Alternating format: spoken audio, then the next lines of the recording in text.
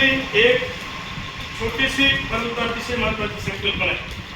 Basic शिकायला होत ना, एक एक संकल्पना शिकून आपल्याला आपली इंग्रजी स्ट्रॉंग बनते. संकल्पनेचं नाव आहे जेरू आणि स्पेलिंग आहे JURULD.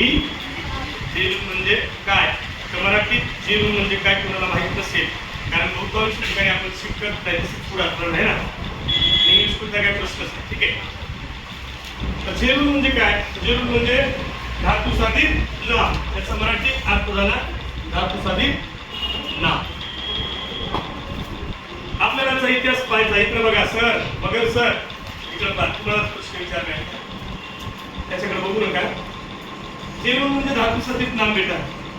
ठीक आहे, जेरू म्हणजे आहे काय, तर जेरू म्हणजे ऍडिंग ING टू वर्ब. म्हणजे क्रियापदाला काय लागलं पाहिजे बेटा, पहिली कंडिशन वर्ब लागला पाहिजे. वर्बला काय लागलं पाहिजे, ऍडिंग ING टू वर्ब. क्रियापदाला ING लागल्यावर क्रियापदाचं रूप किती होते, बरोबर आहे. मग ING लागल्यावर ती क्रियापदच आहे ना, बरोबर आहे. पण इथं असं नाही झालं पाहिजे, adding ING to verb. And लक्षात ठेवा, क्रियापदाला ING असला पाहिजे, पण इथे छोटासा बट आहे, परंतु आहे. तो परंतु कोणता, ING लागून सुद्धा त्या क्रियापदाच्या चौथ्या रूपाने किंवा त्या क्रियावाचक शब्दाने क्रियापदाचा उल्लेख न करता त्याने नामाचा उल्लेख केला पाहिजे. म्हणून बाबा देऊन पुढे डेफिनेशन मध्ये येते, it's function as a noun. पहिली कंडिशन की क्रियापदाला ING लागला पाहिजे.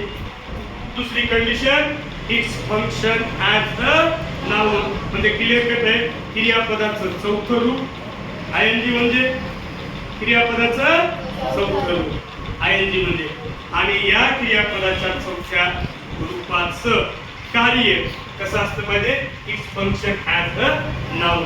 म्हणजे क्रियावाचक शब्दाला ING तर लागलाच पाहिजे, म्हणजे ते चौथं रूप असलं पाहिजे आणि त्याचं काम हे कसं असलं पाहिजे, नावासारखं असलं पाहिजे. म्हणून gerund is adding ING to verb and its function as a noun. अशा शब्दाला आपल्याला काय म्हणायचंय, जेरू, आणि त्यालाच मराठीत काय म्हणायचंय, धातू. बघा ING कधी पण क्रियापदाच्या मूळ रूपाला लागतं. हसणे, धातू हस, त्याच्यापासून तयार झाला हसणारी, आणि हसणारी ला जर जोडून तुम्ही लावले, हसणारी बाहुली, बोलणारा पोपट, बोलका पोपट. मशीन हे ना, मशीन हा शब्द जर वॉशिंगच्या आधी लागला तर वॉशिंग मशीन, वॉशिंग मशीन होते. तिथं वॉशिंग म्हणजे धुणी अर्थ होतो का, नाही. वॉशिंग मशीन म्हणजे एका यंत्राचा उल्लेख केला जातो, आणि वॉशिंग मशीन हे नाव नाही, वॉशिंग मशीन हे नाव नाही. बघा लक्षात ठेवा, या पदाचं चौथं रूप जरी तुम्हाला दिसत असेल वॉशिंग मशीन, पण वॉशिंग हे क्रियावाचक शब्द असून उल्लेख काय वाला आहे, नावाचा वाला आहे. कपडे धुण्याची मशीन. स्माइलिंग टॉय म्हणजे काय, हसणारी बाहुली. बोलका पोपट म्हणजे काय, बोलणारा